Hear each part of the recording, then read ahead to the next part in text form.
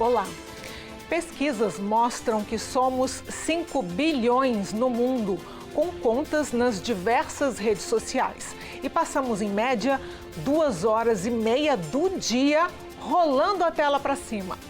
Tá certo que a internet pode apresentar oportunidades de aprendizado, mas com tanta gente acessando e conteúdo circulando, é difícil saber se as publicações são recomendáveis para os adolescentes. Mas o que fazer? Proibir? Sobre o assunto, eu converso com Tarcísio Mota, do PSOL do Rio.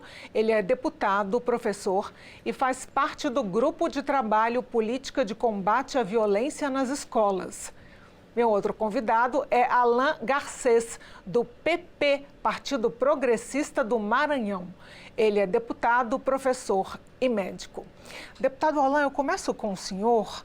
A gente assiste a uma positividade tóxica nas redes sociais. Quer dizer, ninguém é feio, ninguém tem cabelo grisalho, ninguém tem celulite, ninguém tem estria, ninguém mora em lugar ruim, ninguém tem carro velho.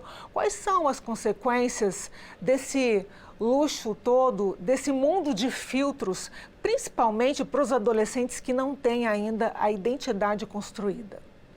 Aline, uma excelente pergunta, né? Porque a identidade, né, do ser humano, ela vem ao longo dos anos sendo, né, criada por ele próprio.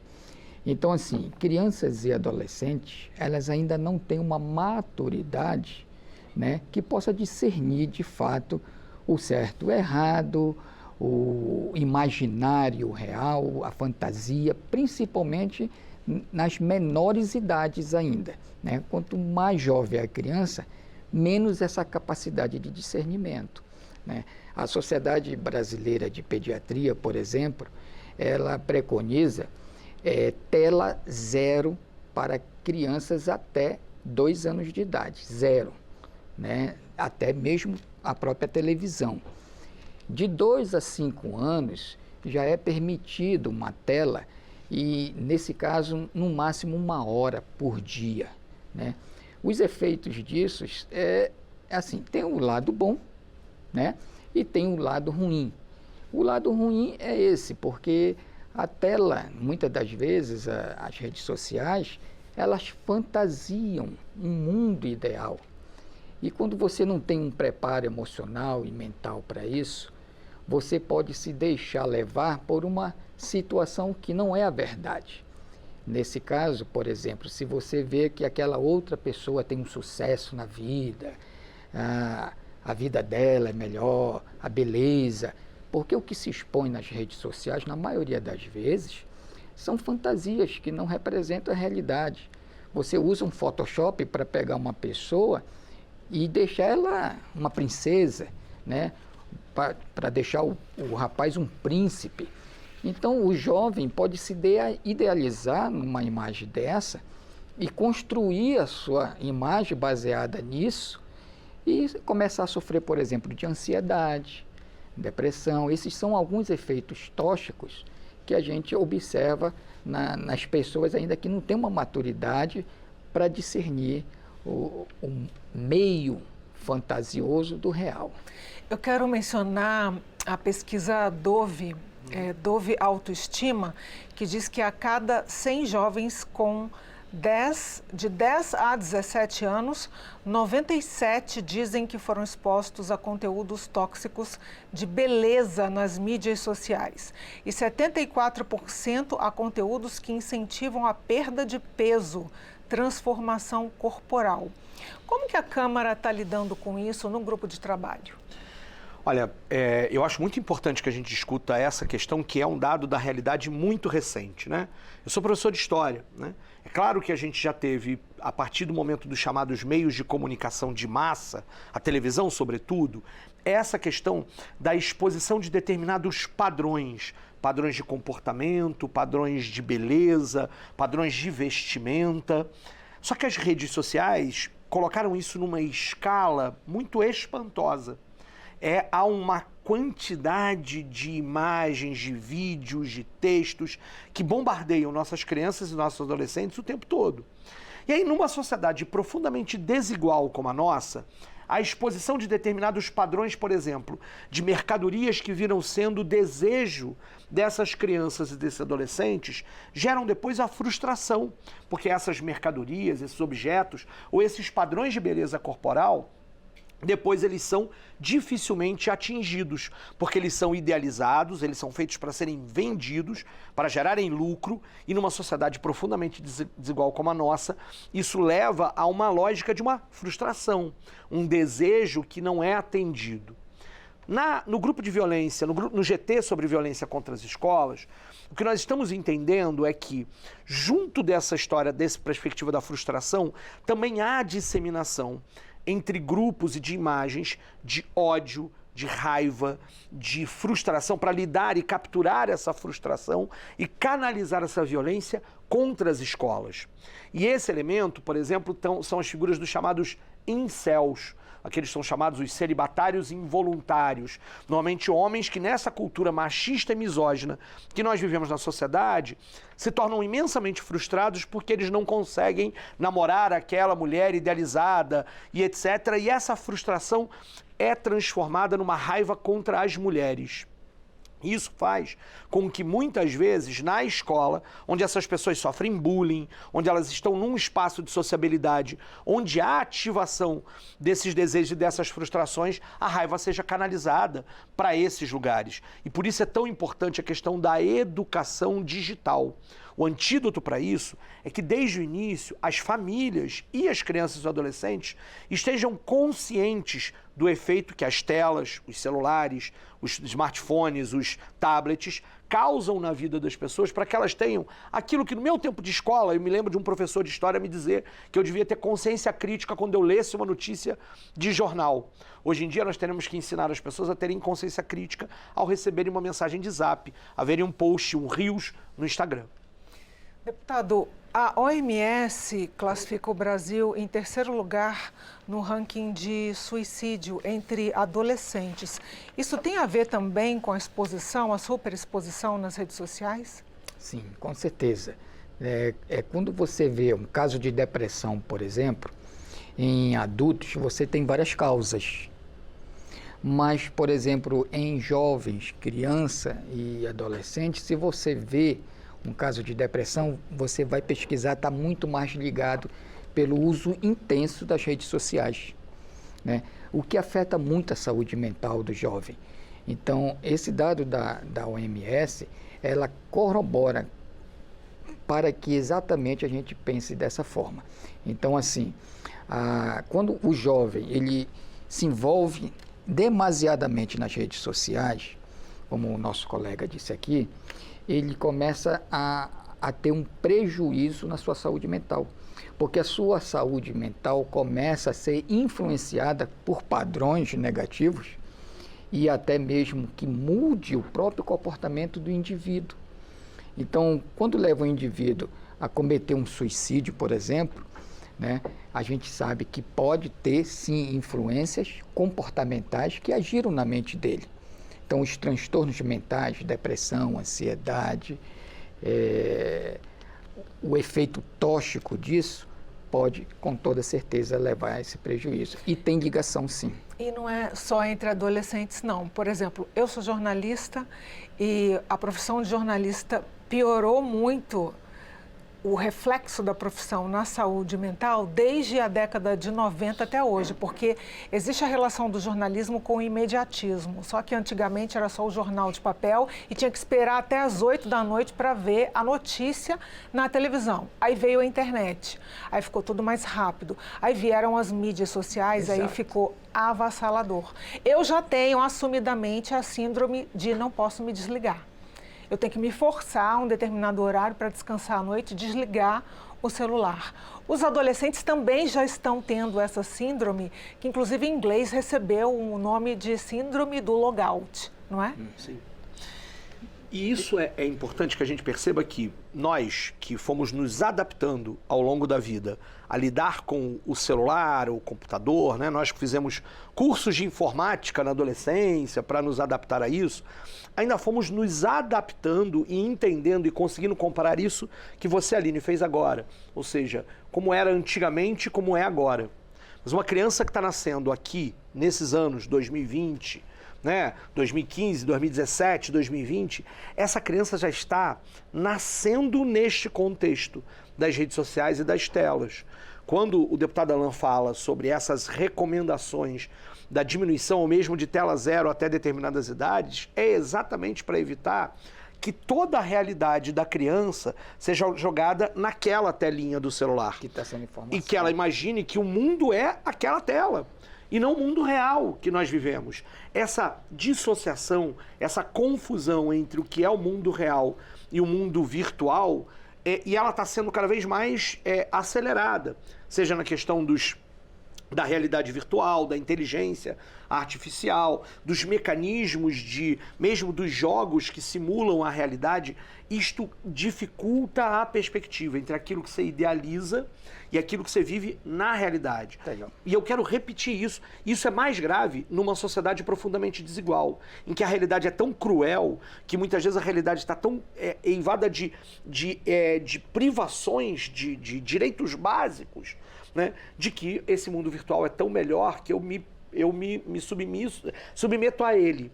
Isso faz com que a rapidez das respostas, das notícias, da vida, a aceleração da vida, leve a uma desconexão com aquilo que é a vida real, que muitas vezes precisa de calma, precisa se desligar. Quer ver um exemplo sobre a questão do envolvimento do adulto? A gente viveu recentemente o período da pandemia. Sim. Né? A pandemia foi terrível para a saúde mental. Né? Era aquele momento onde todo mundo vivia o medo, o terror. Né? Então, a mídia, por exemplo, ela mostrava, todo mundo se lembra, em Manaus, aquelas covas, né, que foram abertas para enterrar os corpos, aqueles caixões enfileirados. Aquilo, mentalmente, né, não só para a criança, mas para o adulto também, tem um efeito avassalador. Né, o que você falou aí. Então, a influência da mídia, da rede social, na mente humana, na saúde mental, ela é extremamente importante. Mas se me permite, Aline, só fazer um comentário, mas olha como é contraditória essa nossa vida.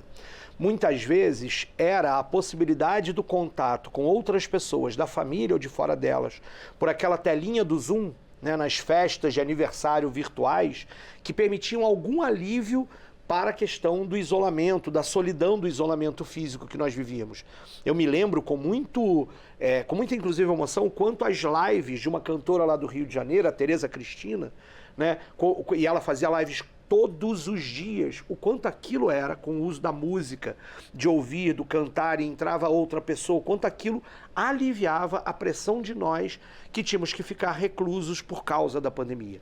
É importante que a gente perceba que não se trata aqui de uma demonização das redes e das mídias sociais, mas de entender o seu papel, o seu lugar e os seus limites, porque elas podem ser importantes mecanismos, né, de encontro, muitas vezes, de situações semelhantes à nossa. Né? Mas nesse caso aí, por exemplo, quando você coloca aí de um show, de algo para entreter as pessoas, às vezes as pessoas não sabiam. É diferente, por exemplo, de uma emissora de televisão que todo dia entra na sua casa, no horário nobre, e coloca essas cenas que aflige todo mundo. Aí vem com os dados, morreu tantas pessoas e tudo. Tudo bem, é informação, mas é como a pessoa está preparada para receber essa informação.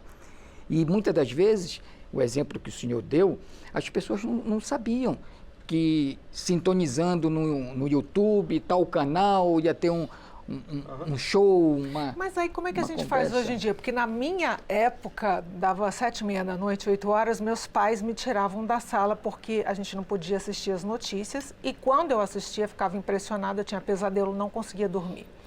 Hoje, os pais estão ocupadíssimos e é um alívio para eles entregar uma telinha para uma criança, por exemplo, de 2 anos, ficar se divertindo e deixar o pai e a mãe fazerem aquelas ocupações que eles têm que fazer do dia a dia.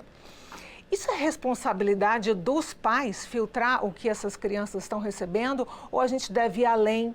Alguns projetos aqui devem ir além, a Câmara deve ir além no grupo de trabalho através da responsabilização das plataformas e dos provedores. Eu acredito que os pais têm uma parcela importante de responsabilidade nisso, sem dúvida nenhuma, né? A criança, ela passa a ser estimulada a partir do momento que os pais colocam o estímulo também a favor dela, né? Então, se os pais têm consciência, primeiro ponto é esse, é ter consciência. Se os pais têm consciência do efeito positivo e negativo que as redes sociais podem ter na mente da criança, ele começa aí a ter certos padrões de comportamento para os seus filhos. Ele começa a limitar, ele começa a escolher o que é que a criança pode ver, ele começa a orientar e a proteger essa criança, né? Então, a criança, ela é uma esponja. A mente da criança é uma esponja, onde ela absorve conhecimento, absorve tudo o que está ao seu redor. A saúde é um trinônimo, onde nós temos a mente, corpo e ambiente. Tudo isso afeta o nosso organismo para desenvolver uma doença. Então, nesse caso, o meio externo está sendo a influência da rede social. A mente da criança está sendo envolvida nessas questões. O corpo físico pode reagir com problemas, por exemplo, ocular, ouvido, insônia, dores musculares. Muito tempo a criança ela fica com aquele pescoço baixo, então ela pode desenvolver as dores por esforço repetitivo. Então, os pais têm na cervical causada por uso de celular. É sério? Não são só crianças, né? E irradia para o braço a então, dor. o ser Anos humano, seguidos. O ser humano ele é fortemente bombardeado pelas redes sociais. E são manchetes, às vezes, dolorosas, que causam medo. Outras são manchetes boas. O importante é nós termos em mente, os pais também, que o momento do desenvolvimento do seu filho, uma criança, até o adolescente, ele está em processo de formação da sua saúde mental. Então, ele, o pai, tem a responsabilidade fundamental de orientar, de acompanhar os seus filhos nas redes sociais. Eu acho, Aline, que para responder essa pergunta que é excelente, né, existem aqui múltiplas responsabilidades. Eu concordo, né? Há uma primeira responsabilidade que é da família, né? E lembremos que há famílias em diferentes situações sociais e de formação da própria família, né? Uma mãe que não tem um lugar para, né, tem que trabalhar e não tem um lugar para deixar o seu filho, não tem uma creche que cuide da educação infantil do seu filho, que, portanto, não tenha mais... Ela vai ter mais dificuldade, inclusive, de fazer este processo da educação digital a partir de casa. Mas esse é um espaço fundamental, né? A gente só precisa sempre lembrar dessas diferenças reais, sociais, socioeconômicas das famílias brasileiras. Mas é preciso, por exemplo, que a escola, privada ou pública, assuma também parte dessa responsabilidade desde o início, neste sentido de entender como funcionam, quais são os seus objetivos, porque isso vai permitir, na medida do crescimento e do desenvolvimento daquela criança, definir o que ela deve, o que ela pode, o que é melhor, o que ela tem que fazer diante do celular à sua frente, com orientação do professor, com orientação das equipes multidisciplinares que tem que ter nas escolas. Mas a sua pergunta tinha um outro elemento. Também é preciso que a gente perceba que as plataformas, as grandes plataformas digitais, precisam ter responsabilidade em alguns tipos de conteúdo que são mais graves e podem causar efeitos ainda mais graves. Elementos de, por exemplo, de disseminação de ódio, ou de estímulo à automutilação, ou de estímulo a crimes, isto precisa ser controlado também pelas próprias plataformas. Ou seja, há uma questão de múltiplas responsabilidades diante da realidade diversa que nós temos. né? Porque é claro que eu, né, diante do meu filho, eu procuraria entender o que ele está vendo. Mas o nosso controle não é e nem deve ser 100%. Eu estou o tempo inteiro vendo o que ele vai fazer. Por isso é o diálogo, é a capacidade de entender e de formar a autonomia e a consciência crítica na criança, um elemento importante. E, por outro lado, a responsabilização daqueles que produzem e veiculam os conteúdos que podem levar a situações de violência e a situações de saúde mental ainda mais graves. Então, e o papel da escola nesse processo. O papel da escola como um elemento fundamental em que todos nós passamos na nossa vida na socialização das relações, seja com o outro, seja com o meio ambiente, seja com o ambiente, seja com o nosso corpo, com a mente, com o próprio ambiente, que nesse caso estão colocados lá. Hoje, Aline, eu entendo que, do ponto de vista do debate da saúde, é essencial que a promoção à saúde incorpore uma ideia da educação e da saúde digital das pessoas. É preciso que a gente discuta isso, que a gente tenha um elemento importante para isso. Da mesma forma que a gente diz que comer, né, comidas saudáveis é promover saúde, hoje em dia ter consciência e ter consciência do que é que a gente consome enquanto mercadoria que está sendo vendida e distribuída a todo momento nas redes sociais, de que a gente consiga ter isso também como uma perspectiva de promoção à saúde.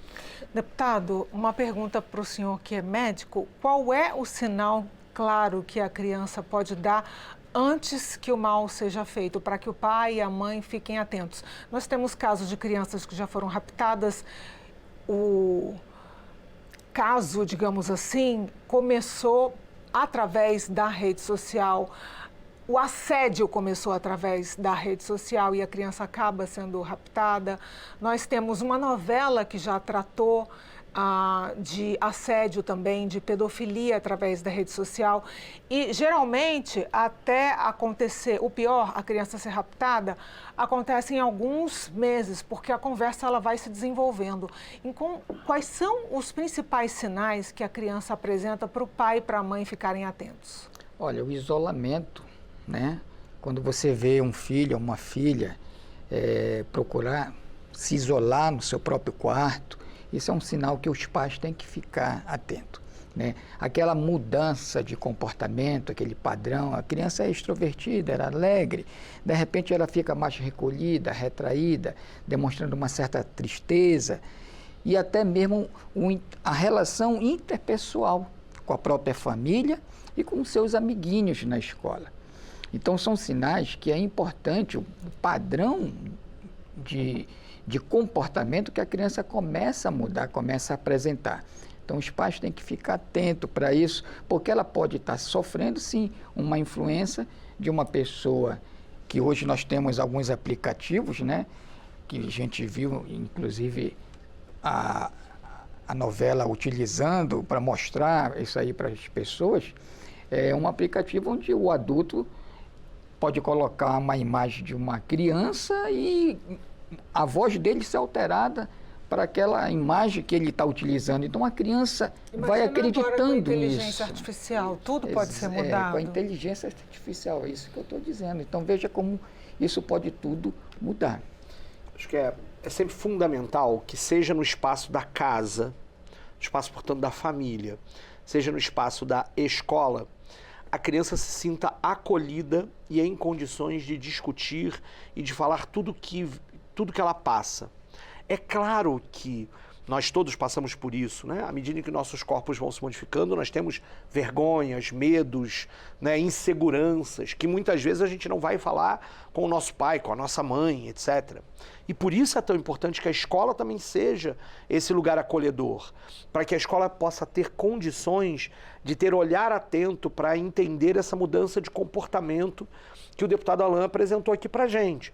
Nós, no Grupo de Violência contra Escolas, temos defendido de que a constituição de equipes multidisciplinares com psicólogos, assistentes sociais, pedagogos, que possam atender a todas as escolas no Brasil, é um instrumento muito poderoso. Isso já é uma determinação da lei, mas tivemos a pandemia, isso atrasou toda a questão. Nós já deveríamos ter essas equipes multidisciplinares existindo em todos os municípios. Em alguns municípios, como o meu, o Rio de Janeiro, elas já existem, mas em quantidades insuficientes, para que o professor não esteja isolado e não sejam sobre as costas do professor que recaiam todas as tarefas da vida daquela criança, daquele adolescente, para que ele possa ter uma equipe que o auxilie. É claro que nós não estamos falando que em cada escola tem que ter um psicólogo. Não se trata de tornar, de psicologizar e de medicalizar as crianças e de ter um papel em que a escola é esse espaço. Mas é importante que à medida em que o professor, o inspetor, a merendeira, que às vezes é quem nota essa história, né, é quem o porteiro da escola que identifica, possa encaminhar para aqueles que entendem melhor do assunto, identificar as raízes, identificar as causas e com isso, inclusive, e fazer ao mesmo tempo o trabalho da prevenção. Isso tudo passa por produção de políticas públicas. Claro, exatamente. Né? Então, as políticas públicas, onde nós aqui na casa, como deputado, temos a responsabilidade de construir. Semana passada a gente teve um debate desse, da saúde mental, envolvimento da criança e do adolescente, na comissão de saúde a qual eu participo. Né? E a gente viu a necessidade de produção nossa e como a gente está atrasado. Produzir políticas públicas. Isso que o senhor fala são políticas públicas que a gente tem que implantar, não só na rede da saúde, mas também na educação, envolvendo as escolas, envolvendo os professores, envolvendo todo o segmento da educação. E essas políticas públicas têm que sair dessa casa. Muito obrigada. Infelizmente, nosso tempo acabou, passou rapidinho. Deputado Tarcísio, foi um prazer. Deputado Alan, igualmente. Muito obrigado também, eu que agradeço. O prazer foi todo meu e estou aqui sempre à disposição. Eu conversei com o deputado Tarcísio Mota, do PSOL do Rio, e Alan Garcês, do PP, Partido Progressista do Maranhão, sobre as redes sociais e a saúde mental. Quer saber mais sobre esse tema? Acesse nosso portal na internet www.câmara.leg.br. Até uma próxima edição do Câmara e Debate. Tchau!